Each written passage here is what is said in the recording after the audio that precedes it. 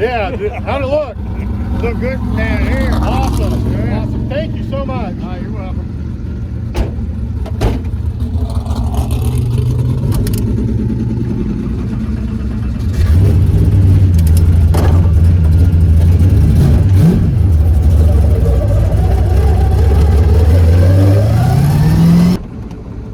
All right, first pass attempt. Went in 9:10 with an 8 at 151, so mile an hour is definitely there. I think for first attempt at a no lift shift, that was pretty decent. So I went 128, went to the right a little bit off the launch, but I mean this is rivals right there with the best pass. So yeah. Let's see. Can you see that? I don't know. Anyways, so pretty good. So we got something to work with, I think.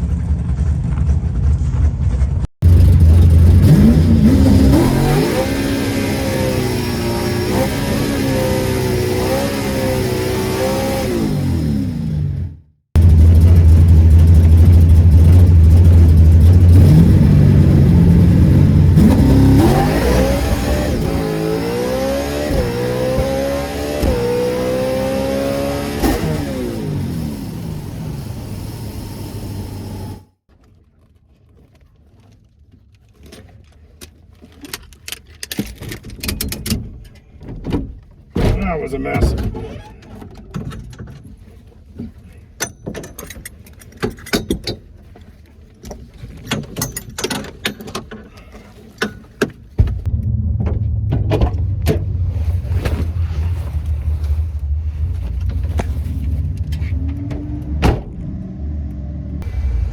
Well, it's spun hard. I think we need to loosen the front struts back up a little bit. So, but it picked up mile an hour to the 8th mile, so it was 120 mile an hour. It's the fastest one I've done yet. So, look at the data and make adjustments.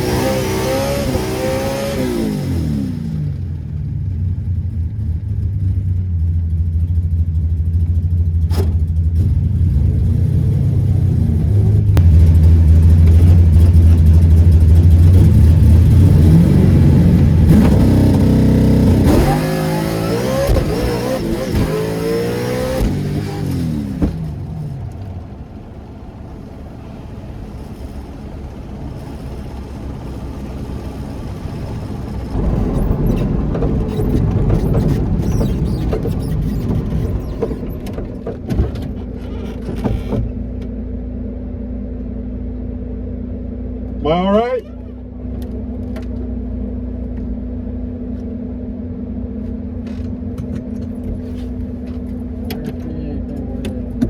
Okay.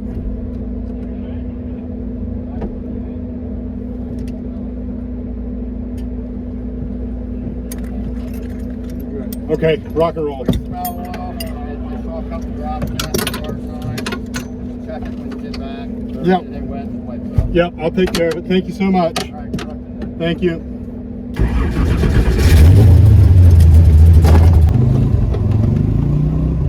There might be a couple numbers on there I care about. No, they're all junk. Have a good day. Are you done for the day? Yeah, I think I bent something.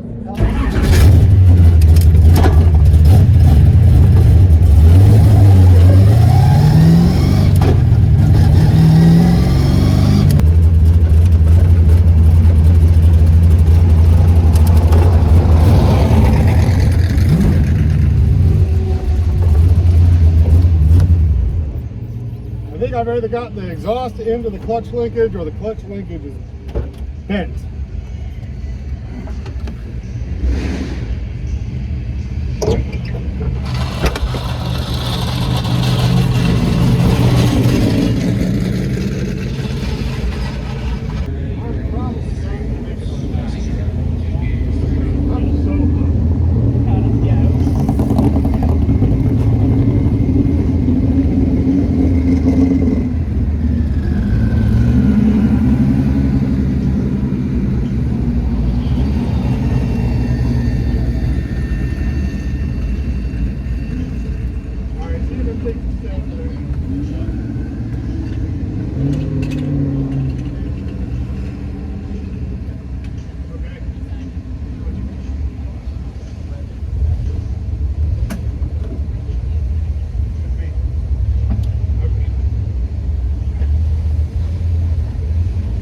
All right, now you can, let's try again.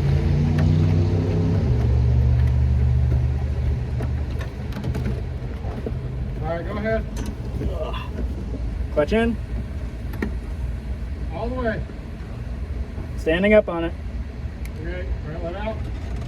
out. All right, now try it. All right, yeah, let out. Yep, yeah. All righty. Well, we managed to get back to the house here. Well, it's actually been a couple of weeks. We've had a lot of stuff go on since the track. You know, it was one of those things where it just seemed like kind of everything that could go wrong did. So that big wheelie there that ended our day was kind of only the start of the next couple of weeks of some pretty intense work. So come to find out, we lost 6th and most of 5th in the T56 in Frank's car. And then we had some other projects that we needed to deal with on the Berlinetta. And so, but I'm back at the house and I've got a few things going on. You can see back there, I've got Bluey up on jack stands because that gum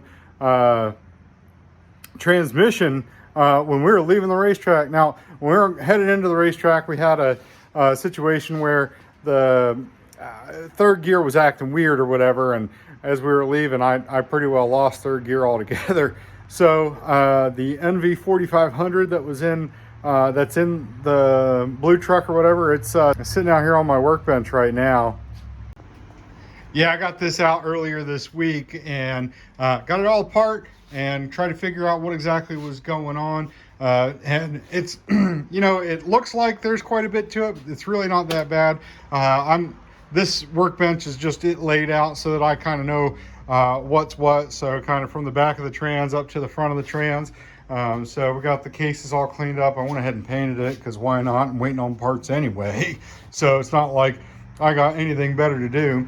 And but we ended up finding the clutch fork. Let's see, that's 3, 4, or no, that was 1, 2. It wasn't that bad, but it was a little wore. It's beat up now because of me trying to get it apart, but I got another one of those on the way.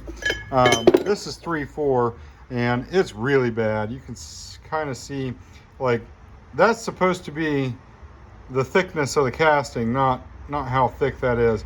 And it seems like I just had an NV 3500 apart, I don't know, maybe 2 months ago, and we had a similar deal, but I think that was on the 1-2 clutch fork. But anyways, yeah, so that's, or shift fork rather, 1-2 shift fork. So that was probably the beginning, and then it ended up, this is the 1-2 slider, or I'm sorry, the 3-4 slider, and you can see like it's pretty ate up there on the edge. We had a thrust bearing that's supposed to go between, I guess this is the input shaft. It goes like that on that, they call that a clutch cone. And there's supposed to be a thrust bearing between these two surfaces here and this slider hub. And I don't recall even seeing that thrust bearing in there. I kept seeing thrust bearings in the parts breakdowns and the diagrams and everything else, but I was like, I didn't see one. But then I do kind of remember there being some rollers in the bottom of the case. Anyway, so that's like, well, we're keeping the input shaft. I think that's going to be fine, but the that clutch cone, and then this is the synchro blocker ring. It's missing all of the friction material that's supposed to be on the inside of that. Of course, it's also broken. So, so yeah, got those parts coming. I went ahead, I grabbed a kit that'll come with these bearings, as well as, let's see, 1-2 is a little different. This blocker ring is supposed to be, I guess it's not a wear item, but then it's got this this friction ring that is, and it's coming with the kit. So then we'll get all of that guy back together, get it back in the truck. I feel like I'm not doing any truck videos, and there's plenty of content here, but yeah, it's just one of those things. You know, when you're talking about your daily driver, it's hard to do a whole bunch of videos when you really just gotta get the thing back together. So anyways, yeah, like I said, we're getting the parts together for this stuff. Oh, it got the main shaft too. Where is that guy? Oh, yeah. Yeah, so there's a bearing that's supposed to go on the inside of it's like a, what do they call it? Shell style bearing or something. That goes on the inside of there and rides on that, and that failed. And then it took out that, I don't know, chicken, egg, horse, cart, whatever. I'm not exactly sure what failed first or whatever, but suffice it to say that that entire pile is junk. So but anyway, yeah, so you know, like I said, try and get it cleaned up. Went ahead, painted the case. So all right, but let's get into I guess what we really care about. So we got the white car up in the air. Now, we had looked at some stuff at the racetrack and found that the exhaust had gotten pushed into the clutch linkage. So let's kind of see what we're dealing with here. Oh, you have to forgive me, I don't have a lift. Now, the exhaust has been getting beat up more and more. The car's pretty low, of course. But after back of the streets, I noticed that it was getting pretty dented. So, you know, like probably rebuild that part of it this winter maybe. But the big thing is, and let's see here, that right there, it won't go past that collector anymore without getting hung up. So so I'm gonna pull all this out. We'll start off by getting the exhaust off of it and see if we can't just maybe pull down on this, or maybe once we get the exhaust off, it'll relax. See what exactly has I guess the memory in it or whatever. You can see it got the primary here and here. I mean, it's a little flat. I'm not really that concerned about it in terms of performance, so we'll probably just leave it. We'll get the trans out. Oh, and a little tough to see here. Let me see if I can scoot over here. So, but that pan is all deformed as well.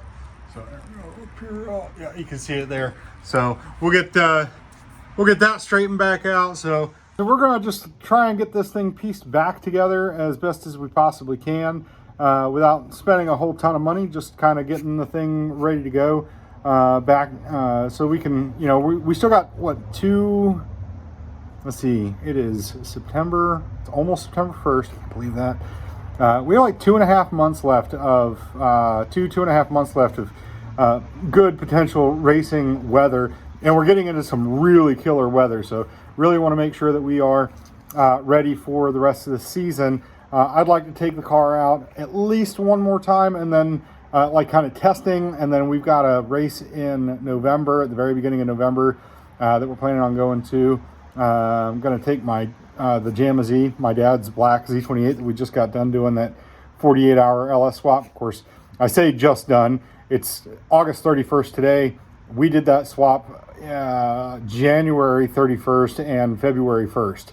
So I know you guys probably just saw that video if you're keeping up.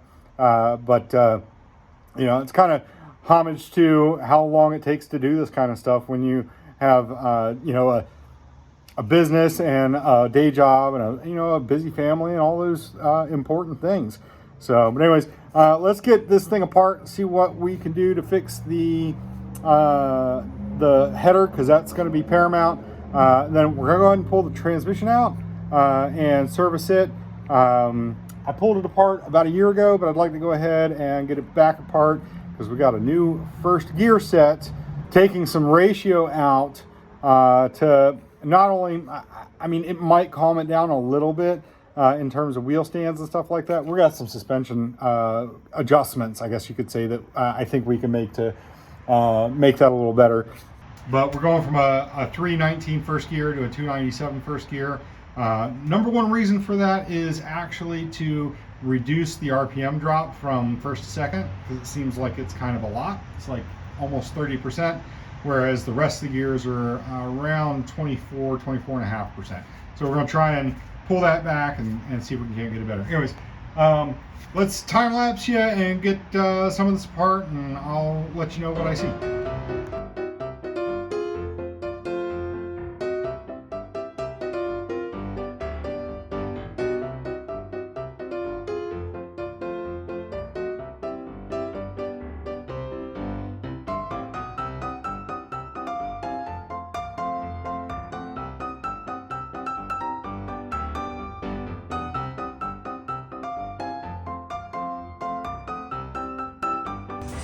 All right, so let me show you guys what I found.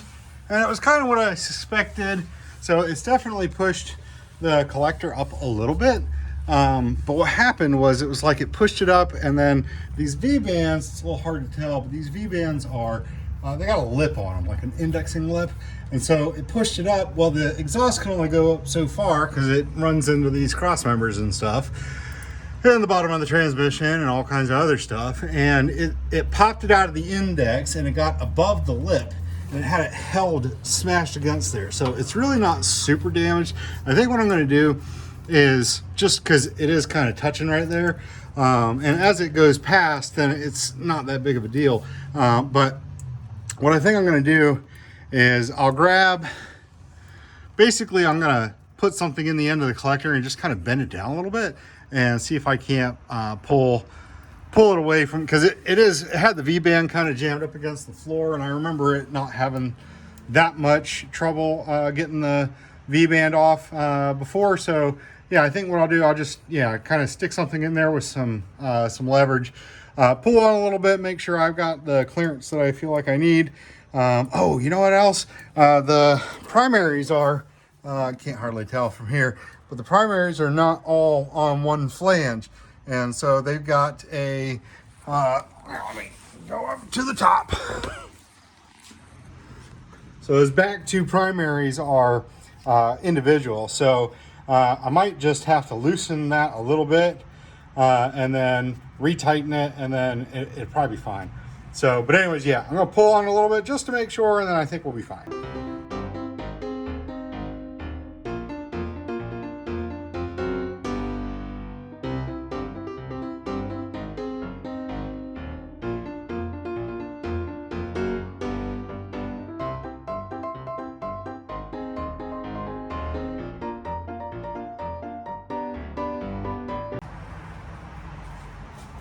All Alright, see if we can't get this thing apart and see what we can see.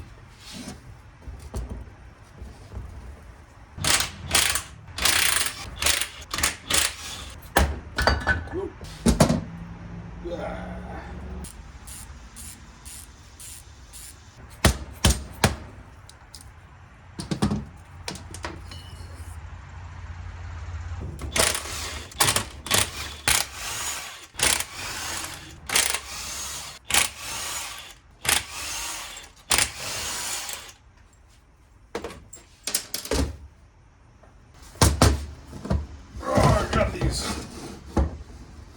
Thingies came from my neighbor.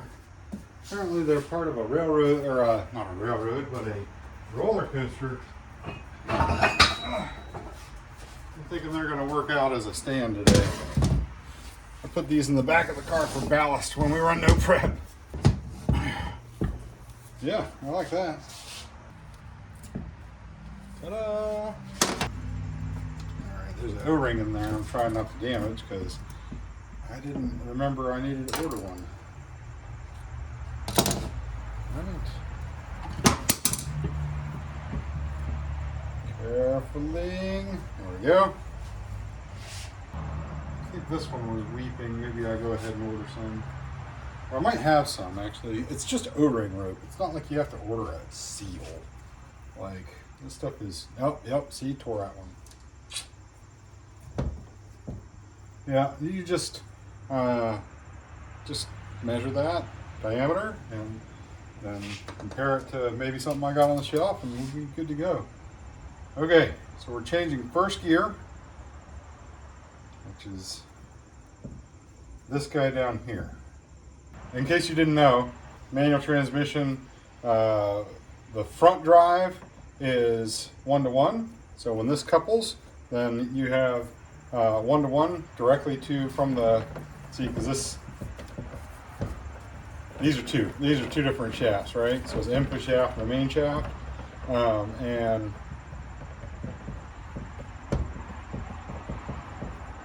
so I'm going to inspect the bearing that's on the inside of that and make sure we don't have a problem there. But so in this case, this is fifth. So first, second, third, fourth, fifth, and then this guy right here is reverse. So, and that just pulls up against this idler and it drives the whole setup in reverse. So pretty cool, huh? Anyway, so pop the gear set out, and then I think we'll take the handcuff apart, and then we're only going to change first gear. So we'll take a look at some stuff, make sure we don't see anything that's crazy. Like fourth gear on this is always loud, so I think I'm going to spend a little extra time and make sure that I don't have anything out of whack. But yeah, so this should just lift out, right? Yep. I seem to remember that being a problem last time. Okay. All right, and then I'm gonna make sure I don't move the shift forks because getting those back in is a giant nightmare. Okay, so up. All right. Yeah, so, all right, how's the handcuff come apart?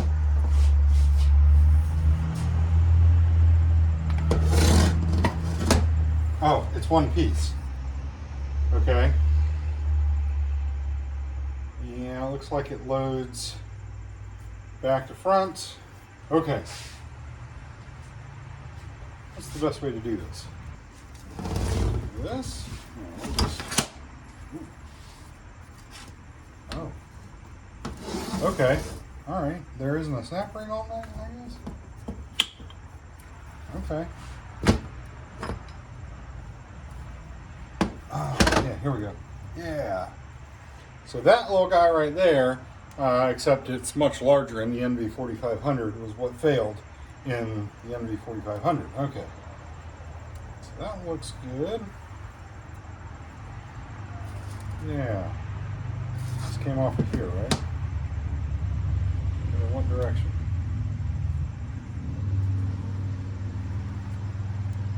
Okay, we'll need to figure that out.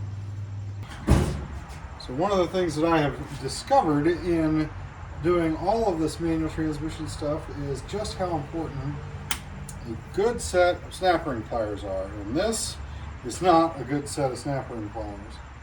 I'll tell you what, I got.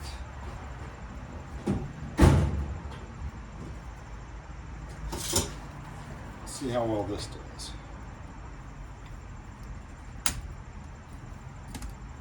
See, this is designed, this is a different style snap ring plier for a different kind of snap ring. It's not gonna work. Those are too wide. And yep.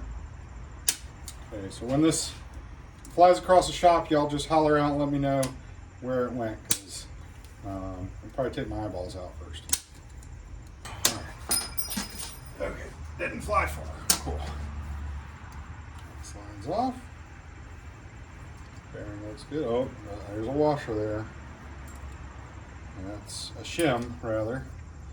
Don't lose that guy. These flat style snap ring pliers, man, they are such junk. I've never had a good experience using this style of snap ring plier. They just suck. So bad. Ha! Back on it went. Ta-da. Walk this dude off this shaft now. Oh, you gotta be kidding me. Ow! Gosh darn it. Finger. Ow, ow, ow. Okay. There. There. So don't tell me there's another snap ring. Okay. Looks like a thrust. Or a shim.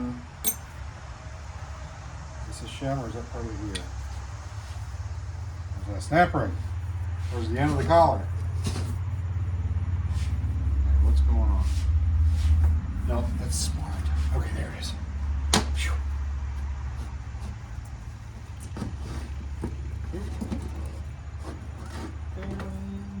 Okay, there it is. Okay. All right. Wow. Cool.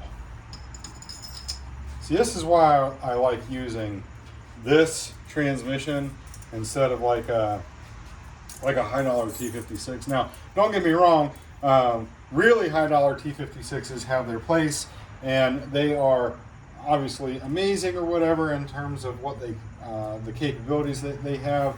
I mean, look at all the fast cars. They're all running either a TIC Performance T56 filled with G-Force gears, which is what this is. So G-Force GF5R, or they've got a what is it, PPG gear set, and the PPG gear set is you know, like just leaps and bounds even better than even the G-Force set. So the G-Force set's nice because it does have some serviceability, but it does not have the same level of serviceability that this has.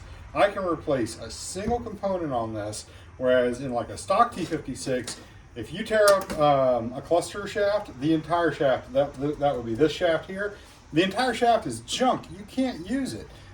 So on this, if you take out, like, say, the headgear or something like that, and everything else is okay, you can replace just the headgear or just the countershaft gear on first or something. So, you know, like, that's the beauty of this particular kind of trans, which is why this is what I wanted, was this level of serviceability. So, okay, let me go grab the new first gear, which is in the house, and I'm gross. So, all right, be back.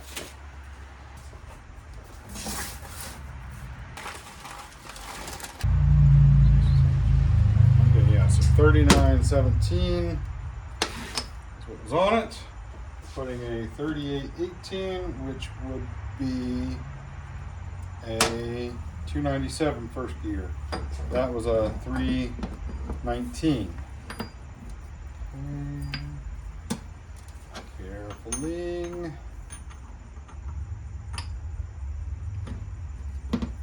All right. Beautiful. Yes. Yes. Okay. All right. So on the second pass, it buzzed 5th. Let's see if I can get you in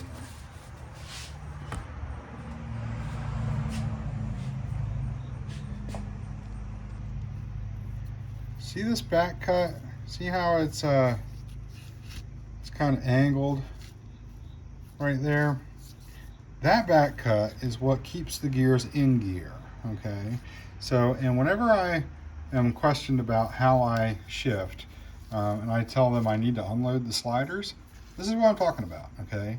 As long as that is the way it is, see, they're all like this, okay? Now, on a true clutchless trans, there won't be this angle, or at least it won't be the same.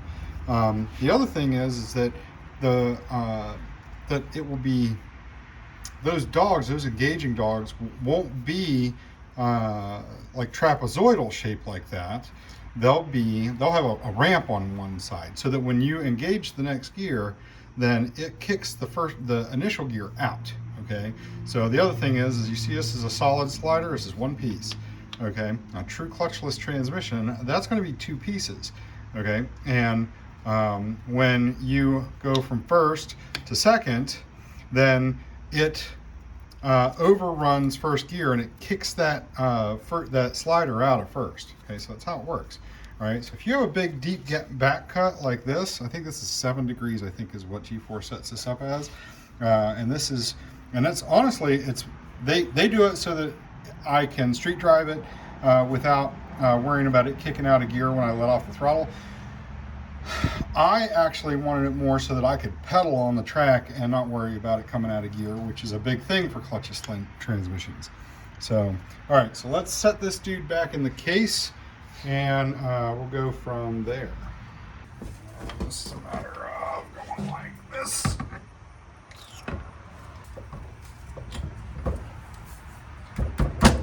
There, boom. Bada bing, bada boom. Something's not happy with that cluster shaft.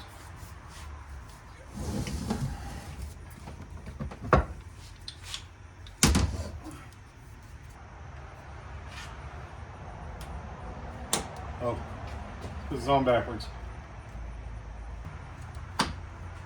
Yeah, okay.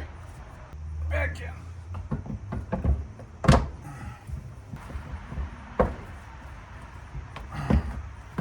Okay, there we go. All right, so now I need to figure out some O-ring. All right, I lost you guys. The battery died, sorry. Anyway, I think this is close to 100 thou.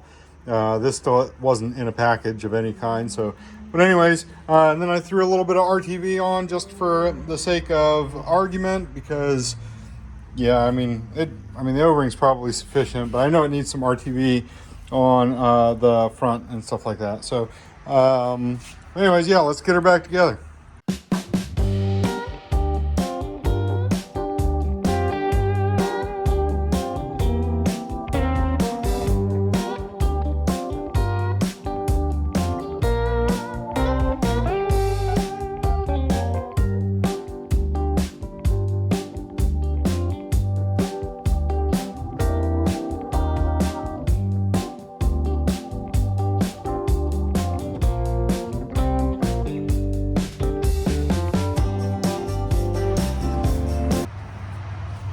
All right, well, it's all back together, ready to go back in the car. So I'm gonna go ahead and do that, and I will meet you guys at the front struts. We're gonna swap out springs and stuff like that, and I'll explain a little more about that. All right, we paused this program for a brief interruption. The new main shaft for the NV4500 came in. It's there's a little bit of a difference here, but it's correct. Believe it or not, these are actually kind of hard to find. And there was a guy in Montana that said he had 2 of them ready to go, and this is like a new takeout one or whatever, so it's got literally no miles on it. So very excited.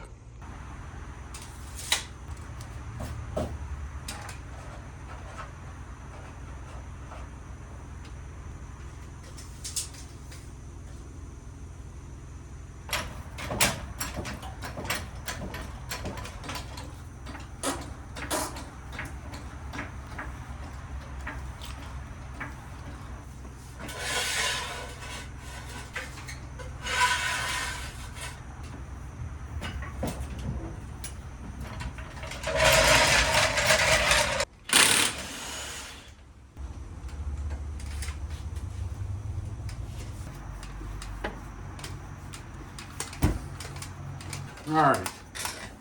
So these are a 12-inch 125, so it's pretty light. We had this on for no prep. We had as much travel as we could possibly get. We were using this flat style caster camber plate, which gives us about 2 inches worth of travel over this style. And then what we were doing was we were limiting the amount of travel that we had with a set of travel limiters. And I think that overall concept is perfect, but I don't think that practically it's great for my particular setup because of the way the AFCO struts where the knob is on the that would be for the compression. The chain is really close. I don't love how close that chain is to it. So yeah, here we go, 12-inch 160s. So this is what was on the car before we went and did some no prep stuff. I was kind of hoping that we could maybe do some kind of dual purpose deal where we had no prep setup and just make like 1 or 2 adjustments and then be ready to go radial racing again. But I don't think that's realistically plausible. So anyway, so we're putting this back together with the stiffer front springs. So had this on here before and have been pretty quick. Not as fast as we've been with this, but kind of a different deal there.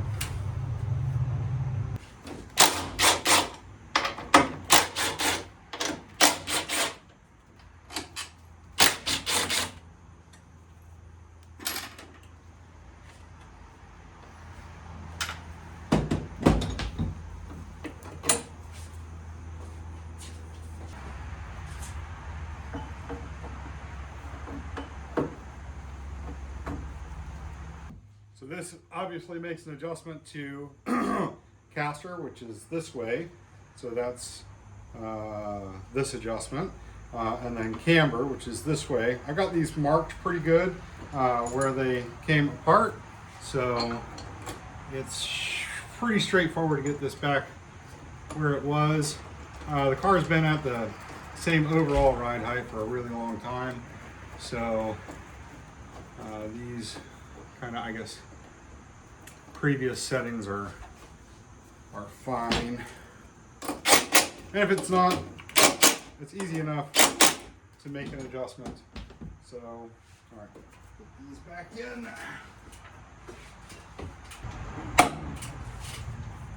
Ta-da! I say that a lot, don't I? Ta-da! Like a fairy. Ta-da!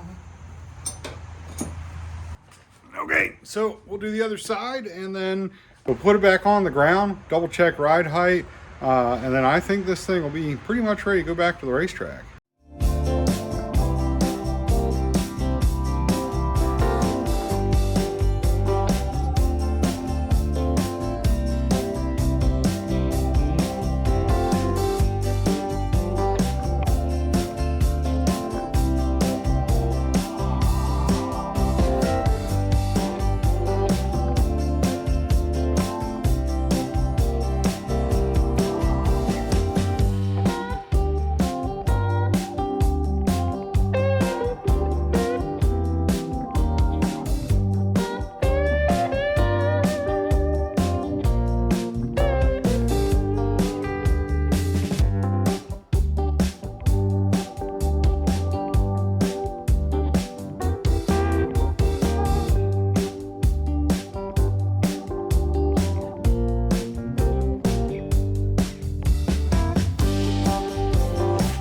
We got ride height reset.